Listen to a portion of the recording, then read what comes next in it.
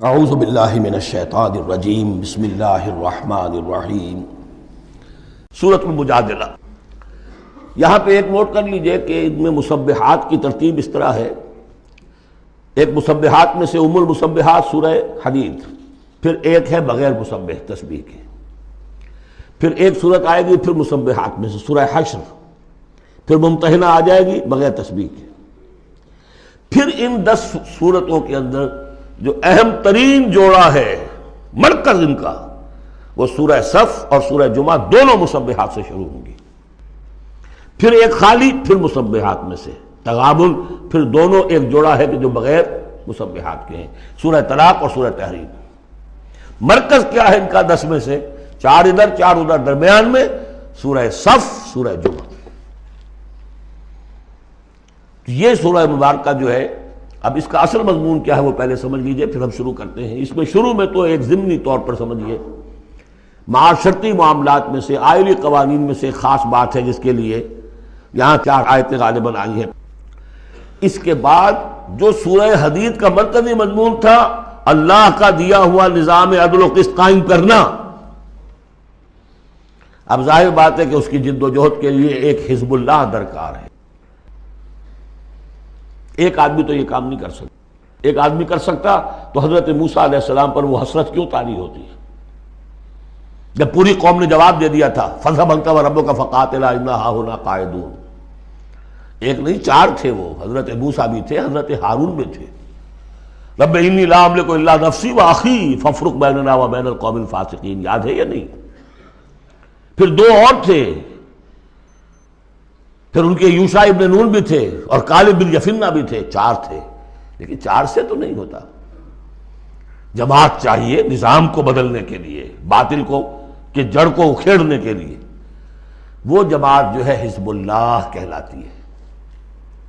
لیکن ظاہر بات ہے شیطان بھی بیٹھا نہیں رہے گا۔ It is not going to take it lying down۔ ٹھیک ہے، آپ کو واک اوور دے دے گا، جائیے جی آپ چلا اپنا دین حق قائم کر لیجیے۔ شیطان اور شیطان کا لاؤ لشکر، اس کے چیلے چانٹے، اس کے ایجنٹ، وہ ہے حزب الشیطان۔ اس سورہ مبارکہ میں اب حزب اللہ اور حزب الشیطان کا تقابل آئے گا، اور حزب اللہ کے کارکنوں کو کچھ ہدایات دی جا رہی ہیں کہ یہ شیطان تمہارے اندر بھی رخنے پیدا کرنا چاہتا ہے، کس طریقے سے اس کو روکو۔ جیسے سورہ حجرات میں ہم نے دیکھا، تمسخر ایک دوسرے کا نہ کرو، ایک دوسرے کی غیبت نہ کرو، سوء ظن سے کام نہ لو۔ وہ یاد ہے، کسی کے نام چڑھانے والے نہ رکھ لو، وہ ساری ہدایات۔ کسی افواہ کے اوپر فوراً اقدام نہ کر لو، اگر کوئی فاسق کوئی خبر لے کر آئے تحقیق کرو پھر کوئی اقدام کرو۔ یہ ساری ہدایت کس لیے؟ آج 2 مسلمان لڑ پڑے تو صلح کراؤ، تاکہ وہ حزب اللہ مضبوط رہے، مستحکم رہے۔ یہ نیکی کی قوت ہے، نیکی کی طاقت ہے۔ یہ طاقت مضبوط ہوگی تو نیکی کے لیے امکان ہوگا کہ اس کا غلبہ ہو، اور وہ قوت جو ہے نیکی کی حامل قوت، وہ اگر کمزور ہو گئی تو پھر جو باطل ہے وہ ڈنکا بجائے گا۔ یہ ہے اس سورہ مبارکہ کا مضمون۔ پہلے آگے ہے ایک معاملہ خاندانی آئلی قوانین میں۔ بسم اللہ الرحمن الرحیم، قد سمع اللہ قول التی تجادلک فی زوجہا۔ یہ زہار ایک کہلاتا ہے شریعت کی روح سے، اور عرب میں یہ رواج تھا۔ ایک تو طلاق ہوتی ہے، شوہر نے بیوی کو طلاق دی، اب طلاق کی مختلف قسمیں ہوں گی، وہاں ہم بھی پڑھ چکے ہیں کون کون سی قسمیں ہیں۔ طلاق رجعی ہے، طلاق بائن ہے، طلاق مغلظ ہے، وغیرہ وغیرہ۔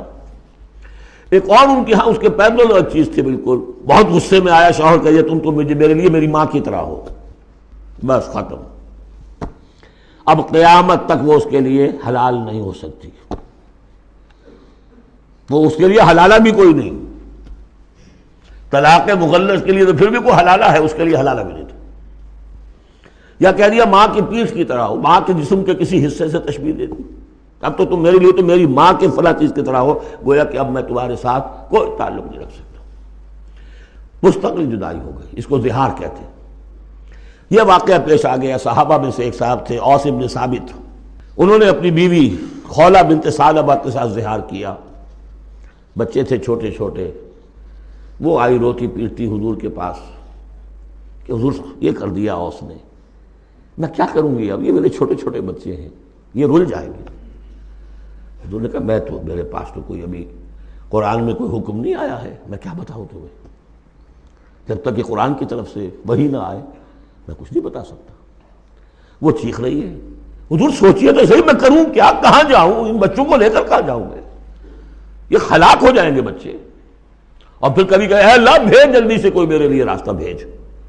اس کیفیت میں پھر یہ وحی نازل ہوئی، قد سمع اللہ قول التی تجادلک فی زوجہا، اللہ نے سن لی ہے اس عورت کی بات جو اے نبی آپ سے جھگڑ رہی ہے اپنے شوہر کے بارے میں، وتشتکی الی اللہ، اور اسی میں وہ اللہ سے فریاد بھی کر رہی ہے کہ اللہ میرے لیے راستہ پیدا کر۔ واللہ یسمع تحاورکما، اور اللہ سن رہا تھا اے نبی آپ کے اور اس کے مابین جو گفتگو ہو رہی تھی، جو کنورسیشن ہو رہی تھی۔ واللہ یسمع تحاورکما ان اللہ سمیع بصیر، اللہ سمیع ہے، سب کچھ سننے والا، بصیر ہے، سب کچھ دیکھنے والا۔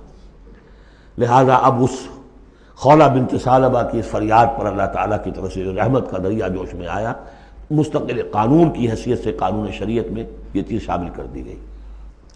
الذین یظاہرون منکم من نسائہم، اے مسلمانوں تم میں سے جو لوگ اپنی بیویوں کو اپنی ماں کہہ بیٹھے، ماں ہن امہاتہم، وہ ان کی مائیں تو نہیں بن جاتی کہہ دینے سے، جیسے کسی کو بیٹا کہنے سے بیٹا تو نہیں بن جائے گا، وہ منہ بولے بیٹے کی کوئی حیثیت نہیں، اسی طرح یہ ماں کہہ دینا اسے کوئی معنی نہیں۔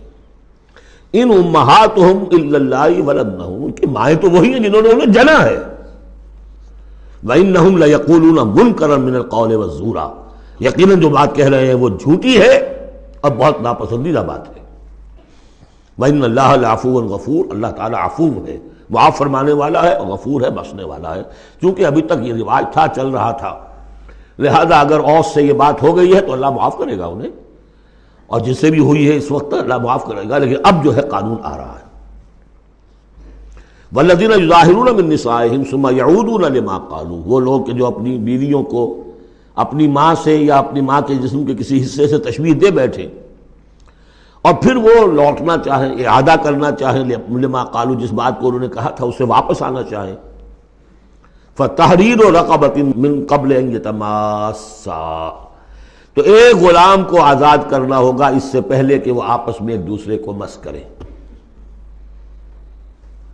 ذَلِكُمْ تُوعَدُونَ بِهِ، گویا کہ کفارہ بتا دیا اللہ تعالیٰ نے، اس کا کفارہ ادا کرو اور بس بات ختم۔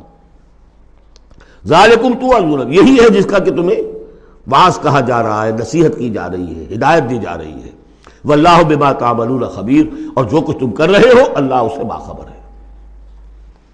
فمن لم یجد، تو جو کوئی نہ پائے، کوئی غریب آدمی ہے جس سے کہ یہ حرکت ہو گئی ہے اور وہ اب اس کے پاس کوئی غلام نہیں ہے، اب غلام خریدے پھر آزاد کرے، اس کے پاس پیسہ نہیں ہے، فمن لم یجد فصیام شہرین متتابعین من قبل یتماسا، جس کے پاس نہ ہو یہ اتنی مقدرت تو وہ 2 مہینوں کے روزے رکھے متواتر لگاتار، اس سے پہلے کہ وہ آپس میں ایک دوسرے کو چھوئیں۔ اب یہ بھی بہت سخت سزا ہے، 2 مہینے کے روزے متواتر، بیچ میں کوئی چھوٹے نہ۔ فمن لم یستطع، ایسا بھی ہو سکتا ہے کسی میں اتنی ہمت نہ ہو، کوئی اتنا ضعیف ہے، کوئی بیمار ہے، کسی کو ڈائبٹیز ہے، کچھ اور ہے، وہ روزے نہیں رکھ سکتا۔ فمن لم یستطع فاطعام 60 مسکینا، تو 60 مسکینوں کو کھانا کھلانا، ایک روز کی روزی جو ہے، اور وہ ہو بھی من اوسط ما تطعمون اہلیکم، وہ کھانا ہوگا جو تم اپنے اہل و عیال کو کھلاتے ہو، وہ اوسط کھانا۔